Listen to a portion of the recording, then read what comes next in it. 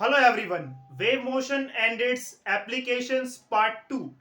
तो अगर आपने पार्ट 1 नहीं देखा है तो एक बार पार्ट 1 जरूर देखें ताकि आपको पार्ट 2 अच्छे से समझ में आ जाए। तो पार्ट 1 की वीडियो का लिंक आपको इस वीडियो के डिस्क्रिप्शन बॉक्स में मिल जाएगा। पार्ट 1 में हमने बात की थी कि जो मैकेनिकल वेव्स होती हैं वो दो तरह की होती हैं, ट्रांसवर्स और लॉन्गिट्यूडनल। आज हम ट्रांसवर्स वेव्स को थोड़ा और डिटेल में पढ़ेंगे।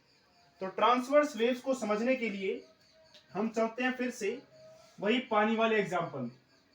तो ये आपके पास यहां पर देखिए, ये पानी है।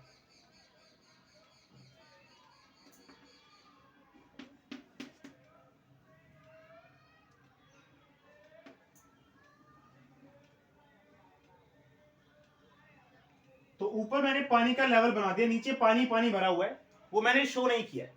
तो आप मान के चलिए नीचे पानी पानी है। अब ये जो पानी का सरफेस है, इस पे हम 5 पार्टिकल्स एज्यूम कर लेते हैं। एक ये रहा, ये दूसरा, ये तीसरा, ये चौथा और ये पांचवा। 5 पार्टिकल्स है। शुरुआत करेंगे t इक्वल्स टू 0 से।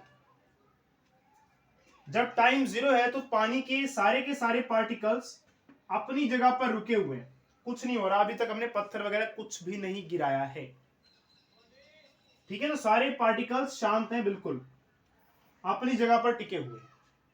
अब हमने इसे पत्थर गिरा दिया यहां से, अब पत्थर आ रहा है, देखिए यहां से अब पत्थर गिरने ही वाला है। तो होगा क्या, t इक्वल्स टू t/4 पर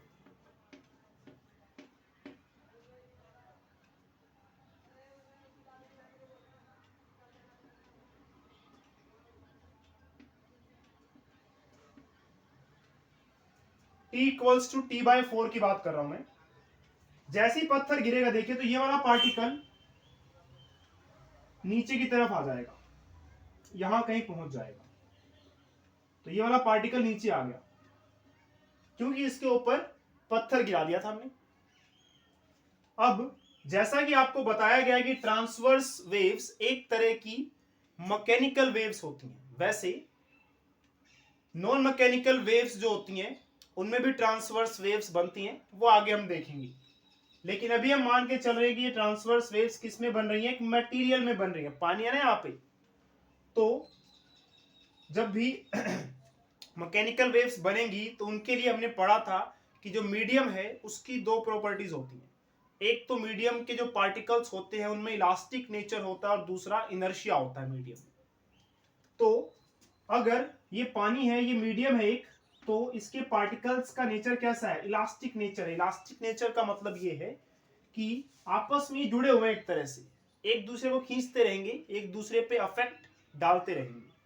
तो जैसे ये पार्टिकल नीचे आया, तो ये पार्टिकल क्योंकि इससे जुड़ा हुआ है, इसका कनेक्शन शो कर देते हैं इससे, तो ये इससे कनेक्टेड है, तो ये नीचे आ गया है t/4 पर। और इसके अलावा देखिए, मैं यहां पर ये डॉट से एक लाइन बना देता हूं ऐसे, और ऊपर भी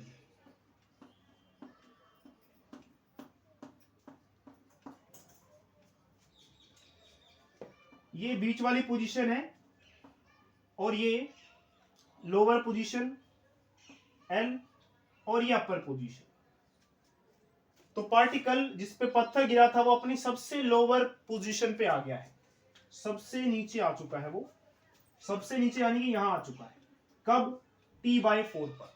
ये कैपिटल T क्या है इसको आगे हम समझेंगे। अब t/2 पर क्या होगा देखिए। अब t/2 की बात करते हैं, तो इसके लिए मैं यहां पर इसे ड्रॉ करता हूं। t equals to capital T/2। फिर से वही 5 पार्टिकल्स की बात करेंगे हम।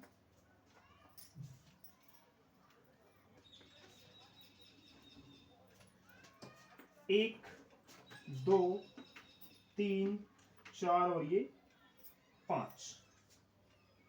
फिर से इनकी ये हो गई बीच वाली पोजीशन, अपर और लोअर।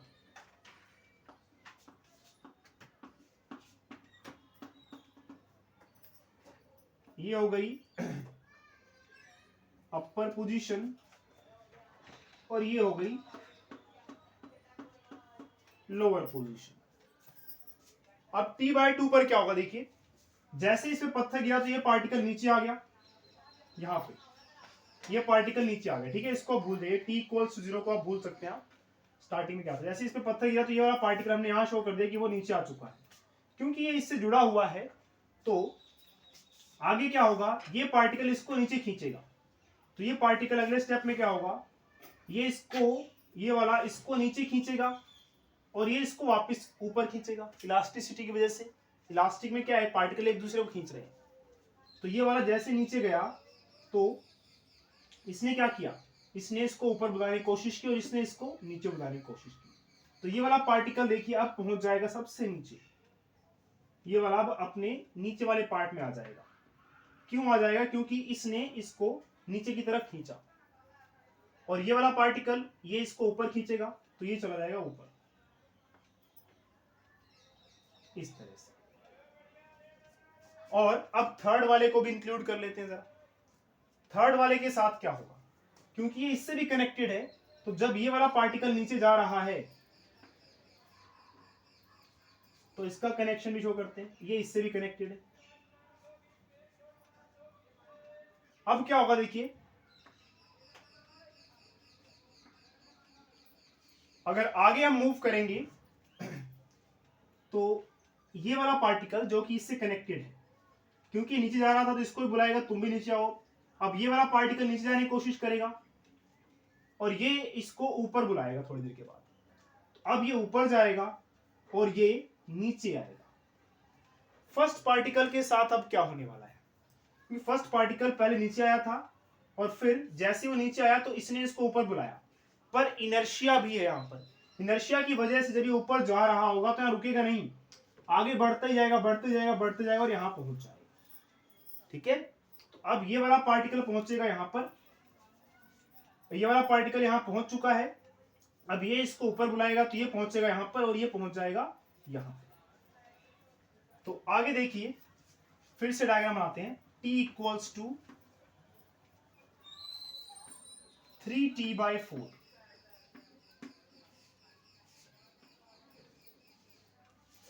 5 पार्टिकल्स हमारे पास, 1 2 3 4 और ये 5।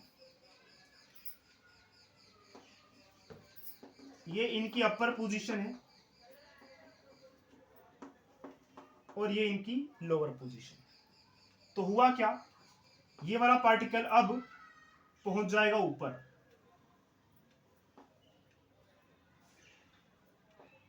और ये वाला पार्टिकल पहले कहां था, नीचे था, ये ऊपर आ जाएगा। तो ये ऊपर आ चुका है और ये वाला पार्टिकल इससे कनेक्टेड था, देखिए, तो इसने इसको नीचे बुला लिया था। और अब ये इससे भी कनेक्टेड है, देखिए, फोर्थ पार्टिकल के साथ भी कनेक्शन है इसका। अब बात फिर से वही होगी, ये वाला पार्टिकल जब नीचे जा रहा था तो ये वाला पार्टिकल इससे कनेक्टेड है, तो ये वाला पार्टिकल इसको नीचे बुलाएगा और ये पार्टिकल इस वाले को ऊपर बुलाएगा। तो अब थोड़ी देर के बाद ये नीचे आएगा और ये ऊपर जाएगा, और जब ये ऊपर जाके यहां पहुंचेगा ना तो यहां रुक नहीं जाएगा। इनर्शिया क्या कहता है, जो चीज चल रही थी वो चलती रहना चाहेगी, तो चलते चलते चलते चलते चलते यहां तक पहुंच जाएगा, यहां जाके रुकेगा वो, ठीक है। तो ये हो गया यहां तक 3T/4 में। लास्ट है हमारे पास T=T। अब लास्ट में क्या होगा देखिए, फिर से 5 पार्टिकल्स बना लेते हैं, 1 2 3 4 5। अब क्या होगा, अब ये ऊपर जा चुका है, इससे ऊपर ही जा नहीं सकता, क्योंकि जब यहां से जा रहा था तो धीरे धीरे इसकी स्पीड कम होती गई, कम होती गई, कम होती गई, यहां पे आके 0 हो गई। अब ये कहां जाएगा, अब ये इसको बुलाएगा, अरे कहां जा रहे हो, ऊपर, नीचे आओ। अब ये नीचे आना शुरू करेगा। तो अब ये वाला पार्टिकल, अच्छा पहले अपर और लोअर शो कर लेते हैं, ये अपर और ये लोअर। तो अब क्या होगा देखिए, ये सबसे ऊपर तक पहुंच चुका है, इससे ऊपर ही जा नहीं सकता क्योंकि यहां से जाते जाते इसकी स्पीड कम हो रही थी, यहां पहुंच गया। यहां जाके एक तरह से रुक जाएगा थोड़ी देर के लिए, बहुत थोड़े समय के लिए रुकेगा। रुकने के बाद रुका क्यों? क्योंकि इसकी स्पीड ऊपर जाते जाते जाते जाते कम होती जा रही है, जाते जाते जीरो हो गई इसकी स्पीड। यहाँ पे रुक गया है। अब ये इसको बुलाएगा ऊपर कहां जा रहे, चलो नीचे आओ, क्योंकि आपस में जुड़े हुए हैं, इलास्टिक है ना, ये इलास्टिक नेचर है इनमें। तो अब ये नीचे आएगा यहाँ पे, तो फर्स्ट पार्टिकल अपनी जगह पे आ गया। सेकेंड पार्टिकल यहां से ऊपर जा रहा था, यहां रुकेगा नहीं। क्यों नहीं रुकेगा? क्योंकि इनर्शिया की वजह से जब ये जा रहा था तो ये चलता ही रहना चाहेगा, चलते रहना चाहेगा, जाते जाते जाते जाते जाते जाते यहां तक पहुंच के यहां रुकेगा। तो ये पार्टिकल पहुंच जाएगा यहां से यहां। तो सेकंड वाले पार्टिकल को पहुंचा दीजिए यहां पर, और आपस में कनेक्टेड है। थर्ड पार्टिकल की बात करते हैं। थर्ड कहां पे था? यहां पे था। अब थर्ड यहां पहुंच चुका है, ये अब इससे नीचे नहीं जा सकता क्योंकि वही बात है, जब ये नीचे आ रहा था तो इसकी स्पीड बढ़ रही थी, बढ़ते बढ़ते बढ़ते बढ़ते बस अब नहीं, यहाँ पे इसकी स्पीड अब जीरो हो गई। अब इससे नीचे जा नहीं सकता, तो ये इसको बुलाएगा, अरे नीचे कहाँ जा रहे हो, चलो ऊपर अब, क्योंकि आपस में कनेक्टेड नहीं। तो ये अब ऊपर जाएगा। तो ये वाला पार्टिकल को आप यहाँ शो कर दीजिए ऊपर, और इनमें आपस में कनेक्शन है। तो ये फर्स्ट पार्टिकल, ये सेकेंड पार्टिकल, ये थर्ड पार्टिकल, आपस में कनेक्शन है इनका। थर्ड की बात भी हो गई। जब ये ऊपर जा रहा था तो अब ये कहां जाएगा? जब ये ऊपर जा रहा है तो ये वाला पार्टिकल नीचे आएगा। इस पार्टिकल को कहां शो करना है आपने? नीचे। क्यों नीचे? जब ये नीचे जा रहा था तो इसका कनेक्शन, इस वाले पार्टिकल कनेक्शन इसके साथ था, तो ये नीचे जा रहा है। जब ये नीचे जा रहा था तो इसको भी खींचेगा, नीचे आजा नीचे आजा। तो जब ये यहां पहुंचेगा तो इसने इसको बुलाया होगा, आ जाओ नीचे अब तुम। तो ये नीचे जाएगा और ये कहां जाएगा? ऊपर। तो इसको हमने ऊपर पहुंचा दिया, और ये वाला पार्टिकल कहां आ गया? नीचे। अब ये वाला पार्टिकल क्या करेगा? इसको ही पकड़ेगा, इसका कनेक्शन इससे भी है। अब कुछ देर के बाद क्या होगा? क्योंकि जब ये नीचे जा रहा था तो ये वाला पार्टिकल इससे कनेक्टेड है, जब ये नीचे जाएगा तो इसको भी नीचे लेके जाएगा। जब ये अपनी एक्सट्रीम पोजीशन पे होगा तब ये इसको खींचेगा, तो ये पार्टिकल ऊपर जाएगा। एक्सट्रीम मतलब देखिए, इसको मैं एक्सट्रीम पोजीशन कह रहा हूं। तो ये ऊपर जाएगा और ये फिर नीचे आएगा। तो इस तरह से T equals to capital T। देखिए कैपिटल T क्या है? ये वो टाइम है जब पूरी एक वेव बन गई है। देखिए पूरी एक वेव बन गई ना, इसे हम कैपिटल T कहते हैं, यानी कि टाइम पीरियड। तो ये टाइम पीरियड है। तो ट्रांसवर्स वेव्स कैसे बनती हैं उसे हम समझ रहे थे। बस इसमें ये ध्यान रखना है कि पार्टिकल्स में इलास्टिक नेचर है, जिस वजह से एक दूसरे के साथ जुड़े हुए हैं। जब एक नीचे जा रहा है तो दूसरे को भी खींच रहा है, तुम भी नीचे आ जाओ, और दूसरा उसको खींच रहा है, तुम ऊपर आ जाओ। तो इस तरह से पार्टिकल्स मूव कर रहे हैं और ये एक वेव बन चुकी है। तो ट्रांसवर्स वेव्स की डेफिनेशन हम लिख सकते हैं, देखिए। अच्छा, इसमें ट्रांसवर्स वेव ये बनी। अब वेव तो इधर चल रही है, देखिए वेव का डायरेक्शन या वेव के चलने की दिशा ये है, वेव ऐसे चल रही है। लेकिन पार्टिकल को देखिए, पार्टिकल 1 शुरू में कहां पे था? यहां पे। फिर पार्टिकल 1 नीचे गया, फिर पार्टिकल 1 नीचे से फिर से वापस अपनी जगह पे आ गया। ये जो O है ये मीन पोजीशन मतलब जिसके ऊपर या नीचे पार्टिकल मूव कर रहा है। तो पार्टिकल 1 को ध्यान से देखिए, पार्टिकल 1 पहले नीचे गया फिर वापस। तो पार्टिकल 1 यहां था पहले, यहां से पहले नीचे गया वो T/4 में, फिर वो नीचे से फिर वापस अपनी जगह पे आ गया T/2 में, T/4 में फिर वो अपनी जगह से ऊपर चला गया। पार्टिकल 1 की बात करते हैं। पार्टिकल 1 ये रहा, पार्टिकल 1 अब ये रहा, पार्टिकल 1 अब ये रहा, पार्टिकल 1 अब ये रहा, पार्टिकल 1 अब ये रहा। तो पार्टिकल 1 के मोशन को ध्यान से देखिए, पहले वो अपनी जगह पे था, फिर वो नीचे आ गया, फिर वो वापस अपनी जगह पे आ गया, फिर वहां से वो ऊपर चला गया, फिर वहां से वो नीचे आ गया। तो ध्यान से अगर हम देखें तो पार्टिकल 1 कर क्या रहा है?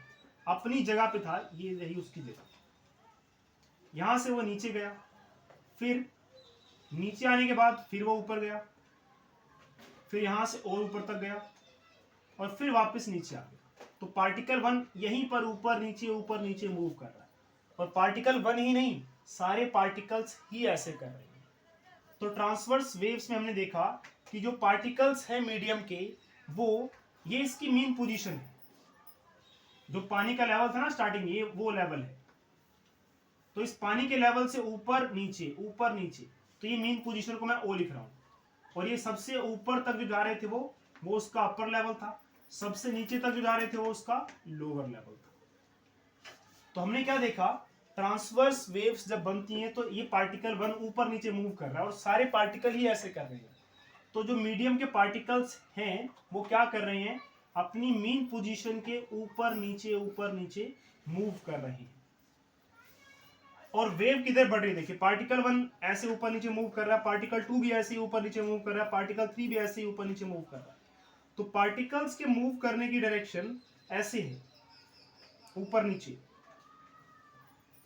जबकि वेव ऐसे बढ़ रही है। तो वेव इधर को बढ़ रही है, देखिए वेव ऐसे बढ़ रही है इधर को। तो वेव के चलने की डायरेक्शन मैंने शो करी है यहाँ पे, वेव ऐसे चल रही है जबकि पार्टिकल्स ऐसे हो रहे हैं। तो वेव के चलने की डायरेक्शन और पार्टिकल्स के मूव करने की डायरेक्शन आप देख सकते हैं। वेव ऐसे चल रही है, पार्टिकल्स ऐसे ऊपर नीचे हो रहे हैं, तो दोनों में एंगल कितना बन गया, 90 डिग्री। तो यही है ट्रांसवर्स वेव। चलिए तो अब ट्रांसवर्स वेव का मीनिंग क्या बनता है उसे लिख लेते हैं। तो देखिए मीनिंग ये बनेगा कि द वेव्स, ऐसी waves in which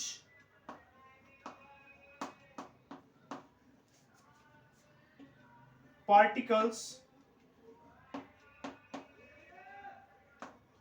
of medium, तो हमने क्या देखा, पार्टिकल्स जो मीडियम के हैं वो वाइब्रेट कर रहे हैं, ऊपर नीचे जा रहे हैं। जैसे पार्टिकल वन को देखा हमने, वो ऊपर नीचे जा रहा है और ये उसकी मीन पोजीशन है, इस मीन पोजीशन के ऊपर नीचे जा रहा है। The waves in which particles of medium vibrate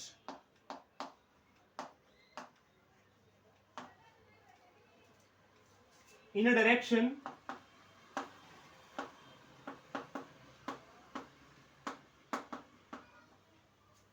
अब किस डायरेक्शन में मूव कर रहे हैं, देखिए ऊपर नीचे मूव कर रहे हैं वो, और वेव इधर जा रही है। तो पार्टिकल्स के मूवमेंट की डायरेक्शन ये है और वेव के चलने की डायरेक्शन ये है। तो ध्यान से अगर आप देखें तो पार्टिकल्स के मूवमेंट और वेव के चलने के डायरेक्शन में एंगल कितना बन रहा है, 90 degree.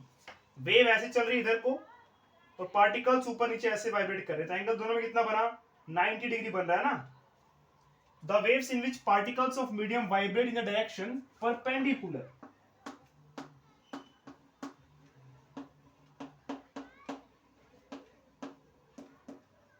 to the direction of propagation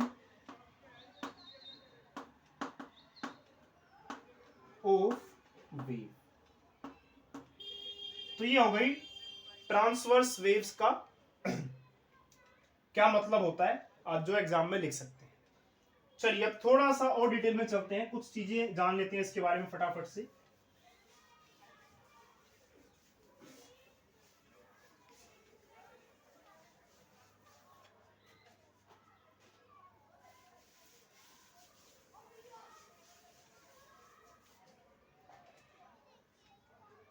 तो सबसे पहले देखिए वेव को बना लेते हैं हम यहां पर ना।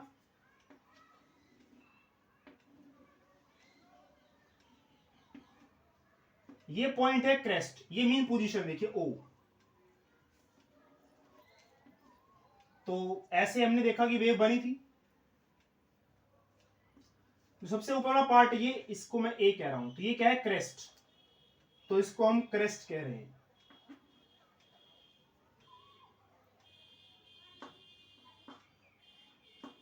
क्रेस्ट, तो क्रेस्ट क्या है,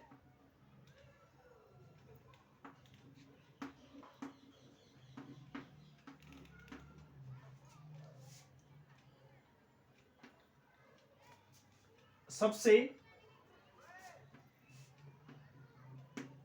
इट इज द हाईएस्ट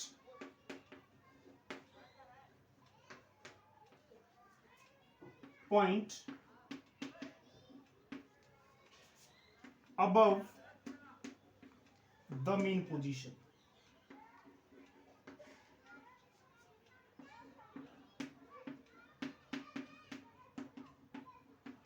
तो क्रेस्ट क्या है देखिए, मीन पोजीशन से सबसे हाईएस्ट पॉइंट जो है यही है ना, इससे ऊपर तो कोई पार्टिकल जाएगा ही नहीं, तो वो क्रेस्ट हो गया।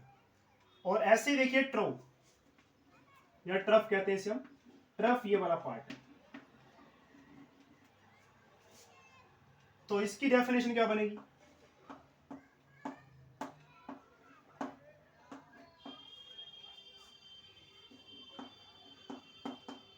इट इज द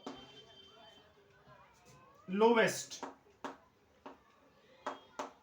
पॉइंट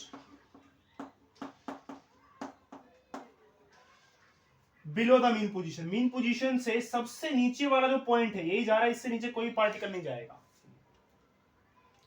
तो it is the lowest point below the mean position.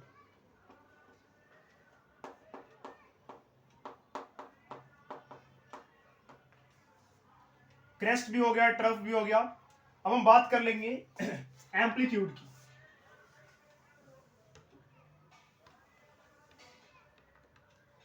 Amplitude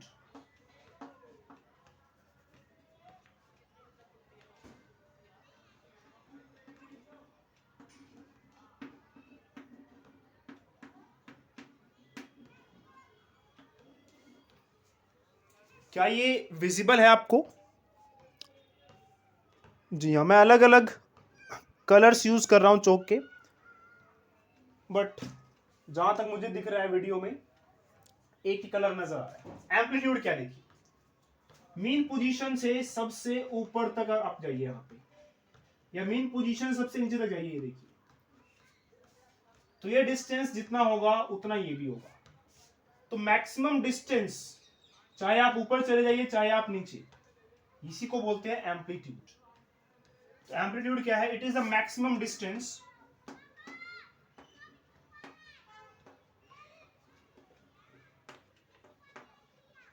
तो मैक्सिमम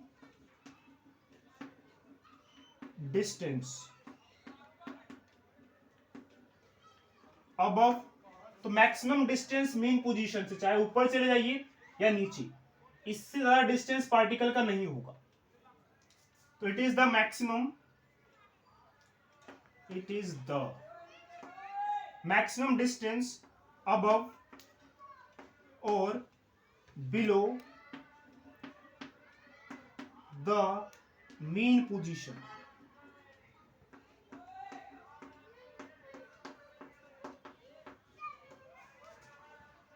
एम्पलीट्यूड भी हो गया। अब हम बात करेंगे किसकी, टाइम पीरियड की।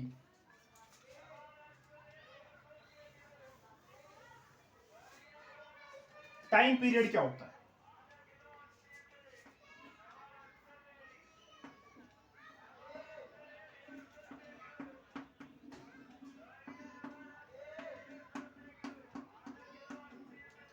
टाइम पीरियड याद कीजिए, कैपिटल टी लिखा था मैंने, जो यहां पे इससे पहले मैंने यहां पे डायग्राम बनाए थे, उनमें मैं t is equal to T/4 या फिर T/2 लिख रहा था, तो उसमें कैपिटल टी लिख रहा था ना। तो ये कैपिटल टी ही टाइम पीरियड होता है।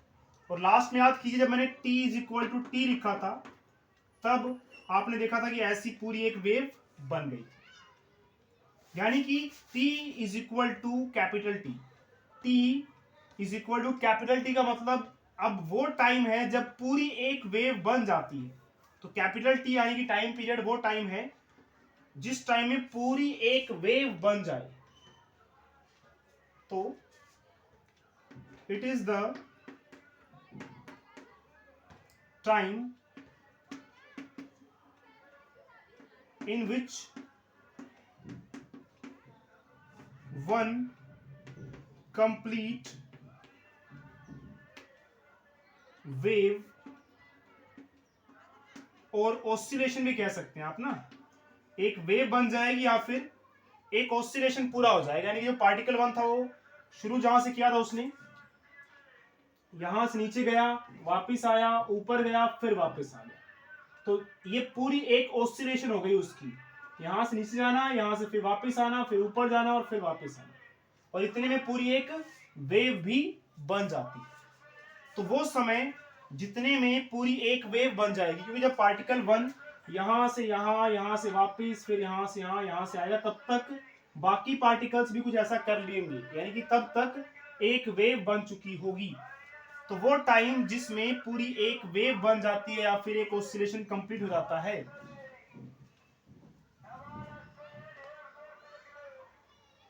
तो the time in which one complete wave or oscillation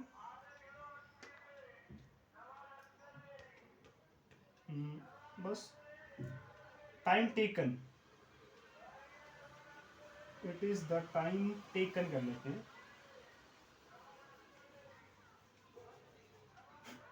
it is a time taken to complete one wave or oscillation. Time period भी हो गया। इसके बाद रह गया देखिए फ्रीक्वेंसी और वेवलेंथ।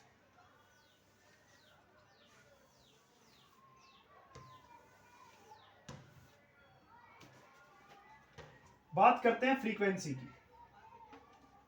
फ्रीक्वेंसी क्या होता है?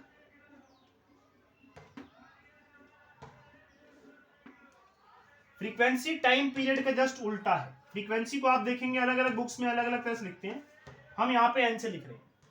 तो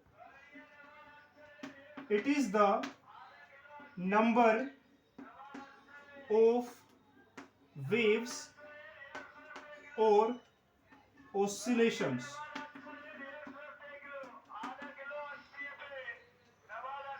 formed in 1 second।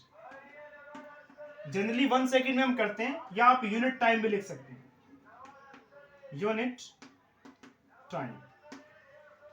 फ्रीक्वेंसी क्या होती है कि एक सेकेंड में कितनी वेव्स बनी। टाइम पीरियड का जस्ट उल्टा होता है। टाइम पीरियड था एक वेव को बनने में कितना टाइम लगा, और फ्रीक्वेंसी है कि एक सेकेंड में कितनी वेव्स बन गई, या आप यूनिट टाइम भी कह सकते हैं। यूनिट टाइम मतलब एक टाइम। एक टाइम का मतलब एक सेकेंड भी हो सकता है, एक मिनट भी हो सकता है, घंटा भी हो सकता है। वो आपकी मर्जी है कि आप यूनिट टाइम क्या मान के चल रहे हैं। जनरली इसे एक सेकेंड माना जाता है। तो एक सेकेंड में जितनी वेव्स बनेंगी उसे हम फ्रीक्वेंसी कह देते हैं। तो फ्रीक्वेंसी और टाइम पीरियड एक दूसरे के उल्टे हैं, इसलिए टाइम पीरियड और फ्रीक्वेंसी का रिलेशन देखिए बनता है, time period is equal to 1 by frequency. तो याद भी रखेंगे आप, आगे हम कुछ क्वेश्चंस करेंगे वहां ये काम आएगा। लास्ट है वेवलेंथ।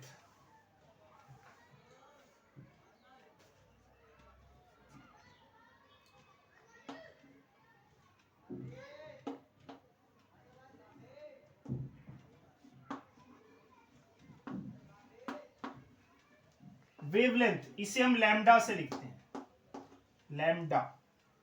वेवलेंथ क्या होती है? ये देखिए पूरी एक वेव बन गई ना, तो इस वेव की पूरी जो लंबाई है यहां से यहां तक, यही लैम्डा यानी कि वेवलेंथ है। तो वेव लेंथ, वेव की लंबाई, तो जब पूरी एक वेव बन जाएगी उसकी जो लंबाई होगी यहां से यहां तक, उसे ही वेवलेंथ कहते हैं। अब इसको लिखेंगे कैसे? It is the nearest distance between any two corresponding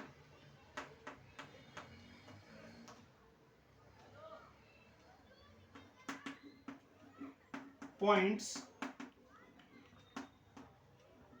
on the wave। अब ये क्या है?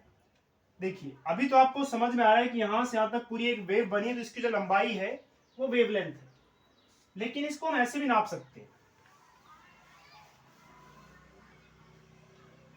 मान लीजिए ये वेव बनी है,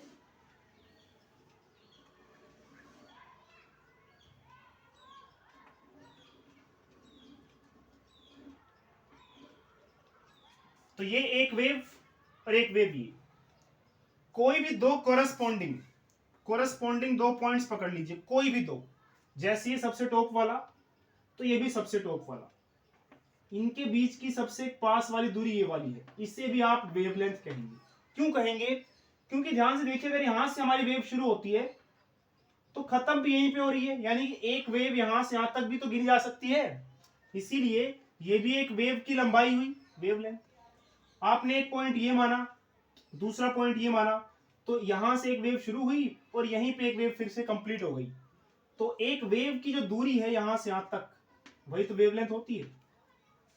तो इसीलिए मैंने क्या लिखा है यहाँ पे कि सबसे पास वाला डिस्टेंस, और किसमें नापना है, कोई भी दो कोरस्पॉन्डिंग पॉइंट्स उठा लीजिए। कोरस्पॉन्डिंग का मतलब अगर ये टॉप वाला है तो ये भी टॉप वाला, या यहाँ पे देखिए सबसे नीचे वाला और मीन पोजीशन पे है तो ये भी मीन पोजीशन पे है, तो ये भी देखिए ध्यान से एक वेव बन गई पूरी। तो यहां से यहां तक का जो सबसे पास का डिस्टेंस होगा ये भी तो एक वेवलेंथ ही होगा, ठीक है। अब आप कहेंगे कोरस्पॉन्डिंग में ये मीन पोजीशन पे आ रहा है तो ये भी तो मीन पोजीशन पे आ रहा है, तो ये डिस्टेंस वेवलेंथ होना चाहिए, ये नहीं होगा ना, एक वेव भी तो बननी चाहिए पूरी, अभी तो आधी बनी है ना, तो पूरी बनाने के लिए इसको यहां से यहां लेके आओ, तो ये दो काउंट करने हैं आपको, तो कोरस्पॉन्डिंग को लेकर कंफ्यूज नहीं होना है, ठीक है, पूरी एक वेव बननी चाहिए। तो इस तरह से देखिए ये हो गया वेवलेंथ। अब एक और चीज, वेव की वेलोसिटी। तो वेव की वेलोसिटी देखिए, तो वेलोसिटी ऑफ वेव, उसको हम v से लिखेंगे, उसका फॉर्मूला बनता है वेवलेंथ अपॉन टाइम पीरियड, या फिर वेवलेंथ मल्टीप्लाई फ्रीक्वेंसी। तो वेलोसिटी ऑफ वेव का ये फॉर्मूला आप याद रखेंगे, न्यूमेरिकल्स में आपको ये काम आएगा। तो आज के इस पार्ट में इतना ही।